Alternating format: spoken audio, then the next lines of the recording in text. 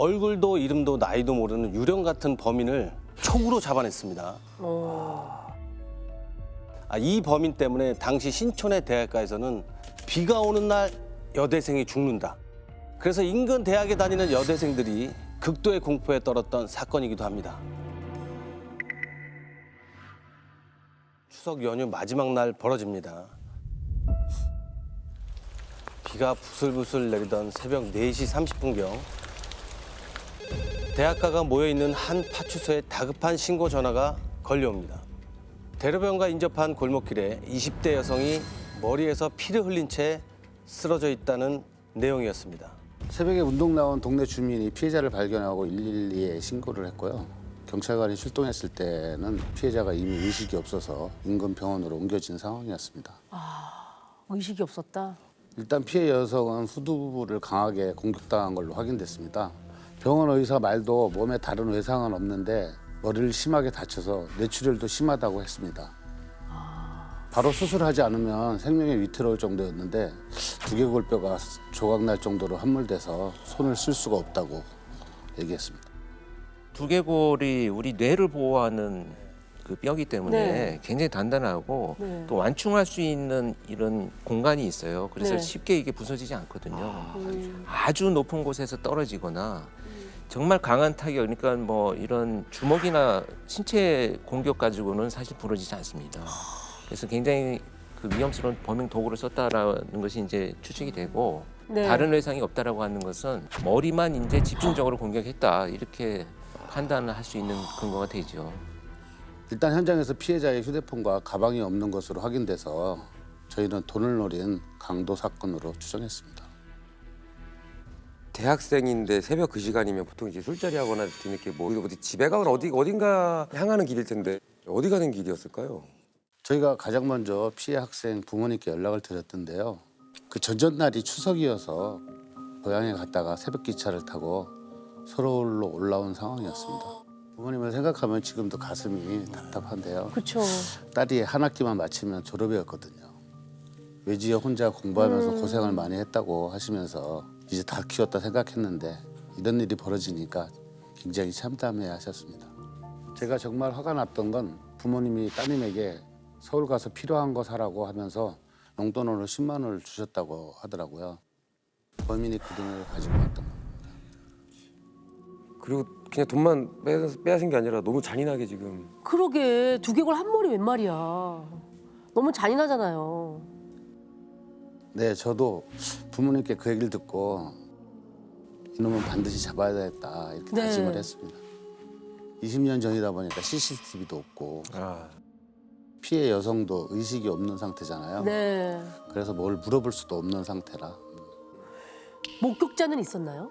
새벽 시간에 그것도 골목길에서 벌어진 일이다 보니까 목격자가 없었어요. 일단 범인이 피해자 휴대전화를 가지고 갔다고 했잖아요. 그 네. 소지품이랑 돈이랑. 그럼 위치 추적을 그 당시에는 또 해보면 어땠을까요? 저희도 바로 확인을 했죠. 근데 마지막 위치를 봤더니 범행 장소에서 1km 정도 떨어진 것으로 확인됐고요. 전화기가 꺼져서 그 다음서부터는 추적할 만한 단서도 또 없어진 거죠. 자, 지금부터 이 사건의 피해자를 김 씨로 부르겠습니다. 모두가 간절히 바라던 일은 일어나지 않았습니다. 사건이 발생한 지 이틀째 되던 날 병원으로부터 다급히 전화가 걸려왔는데요. 안타깝게도 김 씨는 숨을 거뒀다는 연락을 받게 됩니다. 아유. 그러니까 이게 보면 두개골이 함몰됐다.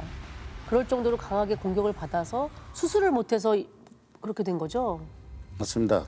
돌이켜보면 수술이라도 받아봤으면 어땠을까 싶었죠. 국가수에서 부검을 했더니 사인은 두개골 함몰 및 뇌출혈로 확인됐습니다. 수사는 강도 상해가 아닌 강도 살인 사건으로 전환됐고요. 저희는 무조건 이거 해결해야 한다 해서 강력팀 전체가 움직이기 시작했습니다. 네. 근데 비 오는 날 여대생이 사망한 사건은 이 사건이 최초였습니다.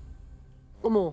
이 사건이 발생하고 같은 학교를 다니던 학생들 사이에서 괴담이 퍼지는 상황이었어요. 저희가 그때 진짜 답답했던 게 할 수 있는 일이라고는 두개골에 남아있는 상으로 범행 도구를 추정하는 일밖에 없었고요. 상흔을 분석한 결과 이게 뭐지 싶더라고요. 범인이 사용한 흉기가 한쪽은 뾰족하고 한쪽은 뭉툭한 모양으로 추정된다는 소견을 받았거든요. 새로 된 아주 단단한 도구라고 예상돼서 공구상가를 막 뒤지고 다녔는데 정망치가 그렇게 생겼더라고요. 정망치. 나 용어는 잘 모르지만 네, 네. 모양이 그렇게 생긴 걸 내가 본 적은 있는 것 같아요. 한쪽은 이제 망치 모양으로 되어 있고 한쪽은 뾰족하게 이렇게 모처럼 되어 있어가지고 그 돌이나 시멘트를 깨거나 구멍을 낼 때 쓰는 거예요. 그래서 양쪽이 다 있어요. 시멘트 깰 때 쓰는 공구를 어떻게 그걸로 사람을 공격하죠? 문제는 이게 현장에서 흔히 쓰이는 연장이다 보니까 시중에서 쉽게 구할 수 있더라고요. 그렇죠. 네. 그래서 이것만으로 특별히 단서로 정할 수는 없었습니다. 이 상처, 상흔만 가지고 범행 도구 추정하는 게 굉장히 힘들어요. 왜냐하면 범죄자도 마구잡이로 공격을 하고 피해자도 도망가거나 피하면서 일부 모서리나 한쪽만 맞기 때문에 그 모양이 전체 남아있지 않아요. 유영철 사건 이런 연쇄살인에서도 초창기에 이 팔각의 그 망치, 쇠망치로 네. 범행을 저질렀는데 모서리만 찍히니까 이렇게 삼각형만 계속 나타나는 거예요. 그래서 삼각형의 범행 도구만 찾게 되거든요. 그래서 이제 그런 상흔만 가지고 추론하는 게 사실 결코 쉬운 일은 아닙니다. 그렇게 수사가 답보 상태에 빠질 상황이었는데요. 이때 당시 수사팀 반장님이 이런 제안을 합니다. 동일 수법의 강도 사건들을 모두 취합해보자. 저희 관할뿐만 아니라 인근 대학과 타 지역까지 범위를 넓혀서 노상에서 벌어진 강도 사건을 먼저 확인했습니다. 그중에서 저희 관할 피해자처럼 20대 여성을 상대로 폭행한 사건만 추려봤는데요. 저희가 사건 기록을 받고 야 이거 큰일 났다 싶더라고요. 자, 그 이유를 같이 한번 보시죠.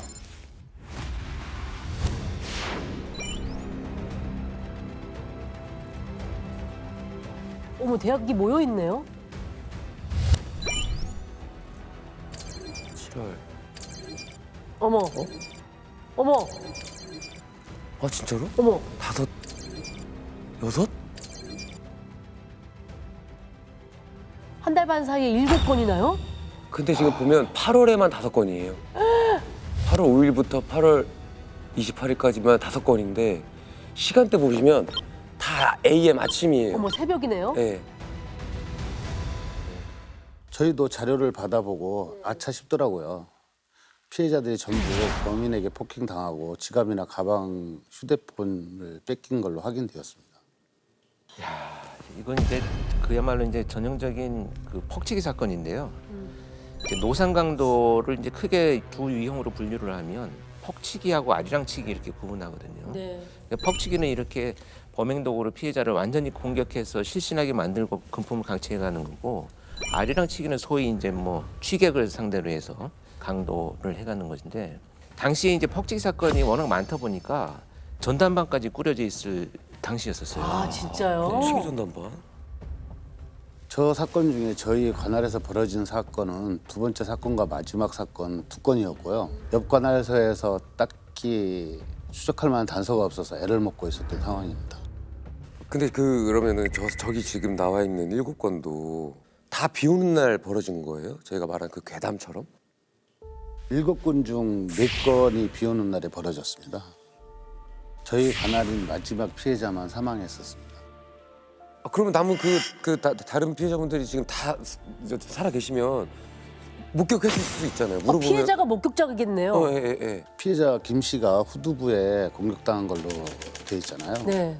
확인해 보니까 다른 피해자들도 다 뒤에서 공격을 받았더라고요. 그래서 범인의 얼굴을 본 사람은 아무도 없었습니다. 아, 심지어 그때 받은 충격으로 그날 일을 아예 기억하지 못하는 분들도 계셨어요. 기억 상실. 네. 답답한 상황이긴 하지만 여기서도 답을 조금씩 찾아냅니다. 연쇄강도 사건 현장을 일일이 확인하러 다니면서요.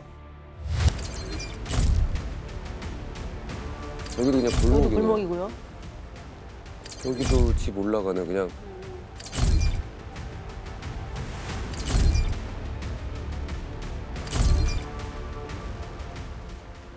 아 마지막 사건이 요거 아까 말한 그 대로변이었네요.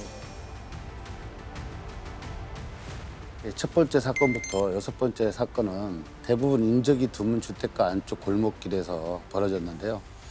마지막 김 씨가 사망한 현장만 8차선 대로변에서 골목으로 들어서자마자 이를 당한 것입니다. 아무리 새벽 시간이지만 범죄자들이 연쇄적으로 저지르다 보면 이제는 이 정도 돼도 나를 못 잡을 거야라는 이제 자신감이 생겨서 점차 이제 피해자를 물색할 수 있는 가능성이 높아지는 곳, 넓은 곳으로 이제 점차 나오게 되는 거죠. 유동인구가 좀 많은 대로 본인이 네, 그렇죠. 그리고 더 불안했던 건 피해자들의 부상 정도가 점점 더 심각해지고 있다는 거예요. 첫 번째, 두 번째는 비교적 가벼운 뇌진탕이었다면 세 번째부터 여섯 번째까지는 뇌출혈을 동반한 중상을 입었었고요. 마지막 일곱 번째는 두개골이 함몰돼서 사망했으니까 공격 강도가 점점 세지는 상황이었어요. 근데 이 부분에서 어떤 답을 찾아내신 거예요? 범인이 범행 장소 인근 거주자인 것으로 추정이 일단 됐습니다. 세 번째와 네 번째, 다섯 번째와 여섯 번째 사건의 거리가 가깝고 두 번째와 마지막 사건도 바로 인근에서 벌어진 거라면 이 지리를 잘 아는 사람, 도보로 움직일 가능성까지 봤죠. 정말 전형적인 이제 형사의 초월로 지리적 프로파일링을 하는 건데 네. 사실 이제 그 지역이 좁혀졌다면 거기서 과연 어떤 사람을 우선순위로 놓고 수사를 해야 되겠느냐를 이제 선택을 해야 되거든요. 그런데 이렇게 지금 새벽 시간대잖아요, 전부. 네. 근데 집에서 가족들이 있거나 또는 일행들이 있는 곳에서 이제 기거를 한다면 새벽에 드나들기 때문에 누군가가 의심스러워했을 거예요. 그런 것들을 배제하고 우선순위를 정하자면 최소한 이 지역 내에서 혼자 있는 사람을 빨리 추려내는 것이 수사팀에서는 이제 첫 번째 해야 될 수사의 단서가 되겠죠. 정확하십니다. 수사팀에서도 범행 장소 인근에 혼자 사는 남자를 찾기 시작합니다.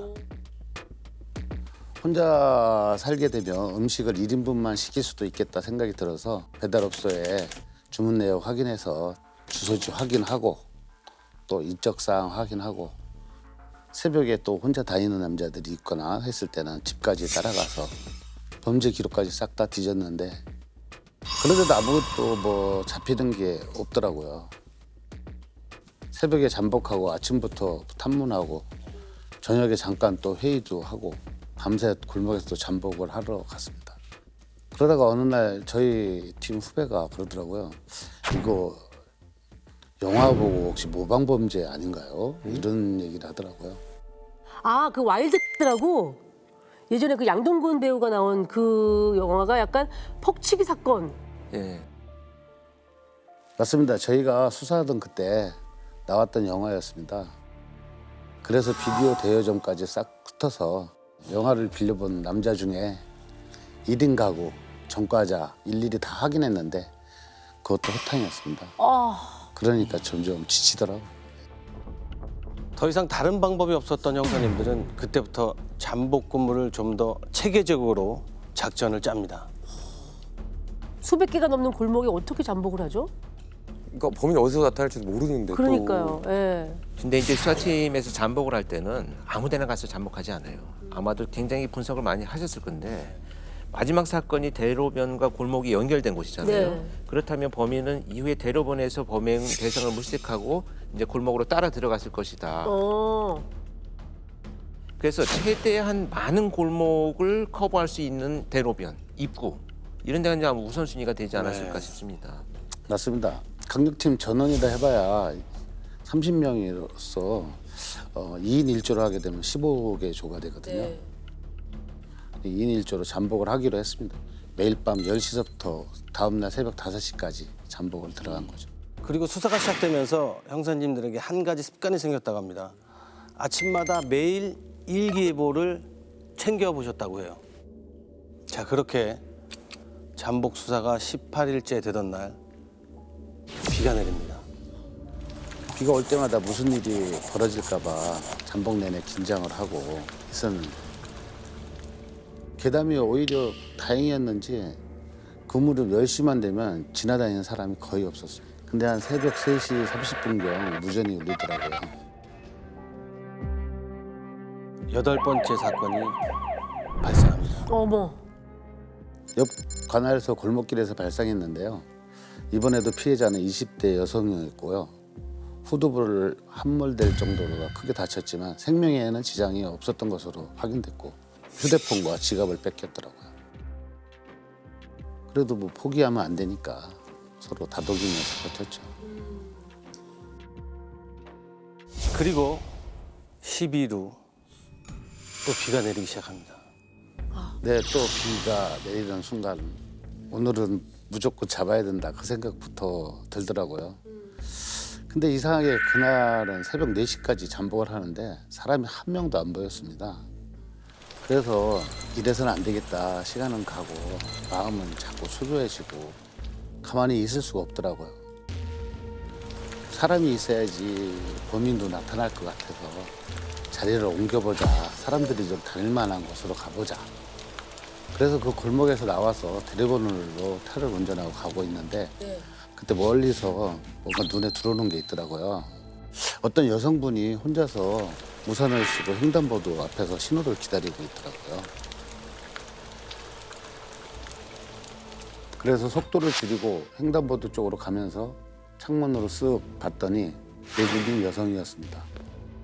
아, 그 순간 고민을 했어요. 거기가 6차선 대로변인데 그때 뭔가 좀 찝찝한 생각이 들더라고요. 그래서 그 여성분이 길 건너자마자 택시를 타거나 하면 다행이다 생각하고 우리도 그냥 진행을 하고 안전하게 가는 데까지 지켜보자 생각을 했죠. 근데 그때 한 가지 생각이 더 들더라고요. 저희는 범인을 찾고 있었지만 범인도 범행 대상을 찾고 있을 거다 생각이 되고 그렇다면 혹시 범인이 저 여성을 지켜보고 있지 않을까. 횡단보도에서 좀 멀리 떨어진 곳에 차를 우측에 세우고 네. 지켜봤어요.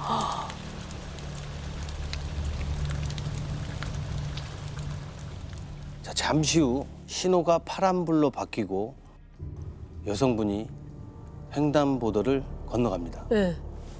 그리고 횡단보도를 건너자마자 바로 앞에 있던 빌딩 앞에 멈춰선 여성이 어딘가로 전화를 하고 있었다고 합니다. 건물 앞에 주차장이 있었는데요. 차량이 한 3대 정도 주차가 돼 있었습니다. 네. 그런데 그 차량 사이에서 검은 형체가 불쑥 솟아오르죠. 그러더니 순간 뭔가 번쩍이는 거예요. 그때 우리 차가 좀 멀리 있다 보니까 정확하게 식별은 되지 않았는데 느낌이 오더라고요. 저놈이다. 그래서 차를 급하게 돌렸죠.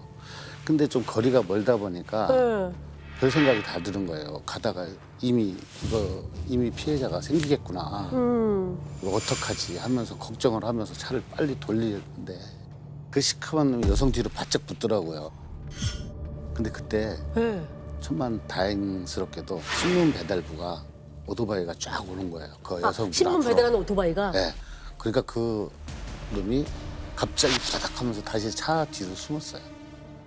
그러니까 그 오토바이 지나간 후에 그 놈이 다시 차량 사이에서 나와가지고 흉기를 들고 가는 상황이었어요. 그래서 저희가 차에서 뛰어내리면서 꼼짝마 했어요, 일단.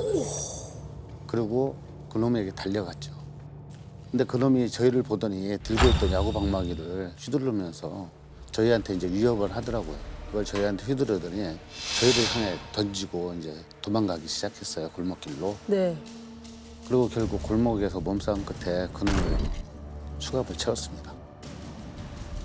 자, 지금부터 이 남자를 윤 씨라고 부르겠습니다. 당시 윤 씨 가방에서는 야구 방망이가 하나 더 발견됐고요. 이게 평범한 야구 방망이가 아니었다고 합니다. 야구 방망이가 쇠처럼 보이더라고요. 너무 무겁고요. 자세히 보니까 길이도 좀 짧았어요. 모양도 좀 달랐고요. 그래서 이거 뭐냐, 어디서 났냐 물었어요. 정말 기가 막히더라고요, 하는 말이. 범행에 쓰기 위해서 청계천 공구상가 주문소에 가서 직접 6만 원을 주고 주문 제작을 했더라고요. 나중에 보니까 쇠로 만들어져서 하나당 무게가 5kg 정도 근데 왜 두 개나 만들었을까요? 이거 이유가 있나? 검거할 때도 운동복에 백팩을 메고 있었는데요. 야구 연습하러 다니는 사람처럼 위장하려고 했다고 진술했습니다. 그러면 그 사람이 범행을 인정을 했나요, 윤 씨가? 검거되고 나서 순순히 인정했습니다. 아, 인정했어. 그래서 증거물을 확보하기 위해서 체포 장소에서 집이 어디냐 했더니 바로 요 앞이라고 하더라고요. 피해자들한테 뺏은 물건이 어디 있느냐고 물었더니 침대 밑을 가리키더라고요. 신분증이랑 신용카드 등이 수북히 쌓여 있더라고요. 범행 후에 집으로 가다가 기찻길에 버렸다고 하더라고요. 이렇게 한 달여간의 잠복 끝에 범인을 잡긴 잡았는데요. 문제는 여기서부터 다시 시작됩니다. 훔쳐간 피해자들의 신분증이랑 카드를 확인했는데 다른 피해자들의 것은 거의 다 나왔어요. 근데 저희 관할 피해자인 김 씨 것만 없더라고요. 아니 그럼 어떻게? 야, 이거 그러면- 진짜 복잡해져요. 왜냐면 살인의 증거가 없다는 거잖아요. 강도 상해만. 강도 살인 유일한 사망자였으니까. 그럼 강도 상해죄만 적용이 되는 거죠. 이게 지금 죄가 엄청나게 처벌이 달라질 수 있는 겁니다. 아, 본인이 근데 그것까지 맞다고 하지. 자백만이 유일한 증거일 때는 채택하지 않는다는 게 형사소송법이에요. 아, 진술이 유일할 때는 그것도 채택이 안 되니까 무조건 찾아야 되는 거네요. 살인의 증거를 찾아야 되는 거네요. 네. 그래서 사건 발생 날짜를 대면서 휴대폰이랑 지갑은 어떻게 됐느냐 하고 물었더니 네. 핸드폰을 폴더라서 두 동강이를 내서 하나는 도망가는 길에 버리고 하나는 기찻길에 버렸다고 하더라고요. 그래서 형사님들은 윤 씨와 기찻길로 갑니다. 그런데 다른 피해자들의 가방이나 소지품을 찾았는데요. 김 씨의 휴대폰이 보이질 않더랍니다. 거기가 기찻길 옆이라 수풀이 우거져서 찾기가 힘들었어요. 그래서 제초기를 빌려서 그 일대에 풀이랑 나무 싹 다 잘라버리고 그리고 나서 찾아봤더니 반토막 난 휴대폰이 딱 나오더라고요. 키패드가 있는 쪽으로. 액정 있는 부분은 못 찾고. 네. 그래서 일단 방법이 없으니까 휴대전화 대리점으로 무작정 달려갔습니다. 그래서 이 휴대폰을 살릴 방법이 있느냐고 물었더니 점원이 고개를 끄덕하더니 충전기를 일단 한번 꼽아보더라고요. 그렇죠. 키패드 있는 쪽이면 자판 치는 쪽이니까 거기에 충전잭이 있잖아요. 충전기를 꽂으니까 단자에 불이 들어오고 깜빡깜빡 하더라고요. 어머. 그게 되는 거예요? 그게 한참이 지났을 텐데. 수가 있나? 그러게. 비도 맞았고 물도 들어갔을 텐데. 한참 그렇죠. 이 키패드가 하늘을 보고 있었으면 비가 맞아서 이게 샀거나 뭐 했었을 텐데 마침 또 이렇게 뒤집어져서 저희가 찾았어요. 어머머머. 그래서 문득 이게 또 충전도 되니까 혹시 전화도 되지 않을까 하는 생각에 그 투하 버튼을 길게 한번 눌러봤거든요. 아 그러면 이제 가장 마지막 번호로 재다열이 되잖아요. 그때 마지막 통화로. 뚝꾹 누르면 그리고 잠시 후 형사님께 전화가 걸려옵니다. 형사님께 전화가 걸렸다. 형사님한테 형사님 전화로. 네, 형사님한테요. 마지막으로 통화했던 분이 사망한 피해자의 아버님이셨거든요. 근데 사망한 딸한테서 전화가 오고 그렇게 이제 피해자의 휴대전화인 걸 확인하고 윤 씨에게 물었어요. 왜 죽였냐? 그랬더니 가방을 안 주려고 해서 버텨서 여러 번 때렸다고 하더라고요. 여러 번 때렸는데 죽을 줄은 몰랐다고 하더라고요. 소리야. 말이야 뭐야. 일단 검거 후 범인의 얘기를 더 들어보겠습니다. 서울 신촌 주변에서 새벽에 귀가하는 여성을 상대로 퍽치기를 일삼아 신촌 괴담이 떠돌게 했던 강도에게 중형이 선고됐습니다.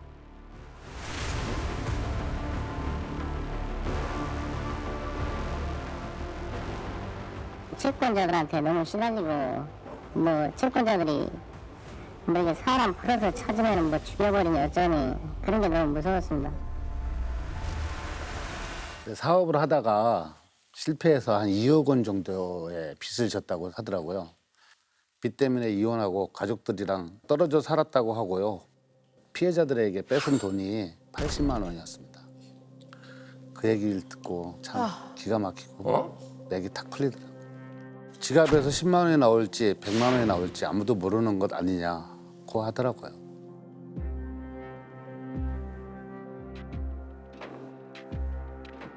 윤 씨가 키가 작고 체구가 왜소해요. 그러다 보니까 자기보다 약한 상대를 골라서 범행을 저지른 거로 판단이 됐습니다. 예, 예전에 정남규도 약간 비슷한 이유 아니었어요? 맞아요. 예. 아, 그러니까 뭐 진짜. 빚을 갚고 뭐 이런 건 당연히 말도 안 되는 소리지만 말이 안 되는 거죠? 자기 감정을 마구 표출하고 자기보다 약자를 괴롭히고 공격하는 비열한 자들이에요. 아, 그래서 그 80만 원으로는 뭘 했대요? 윤 씨에게 자녀가 있었는데요. 인라인 스케이트를 선물로 사줬다고 하더라고요. 새로 방망이를 만들 생각은 어떻게 한 거래요? 윤 씨가 사기죄로 저질러서 징역을 산 적이 있었는데요. 그때 교도소에서 퍽치기 범행을 배웠다고 합니다. 강도살인 및 특수강도 혐의로 징역 15년 선고받고 2019년도에 실소한 걸로 알고 있습니다.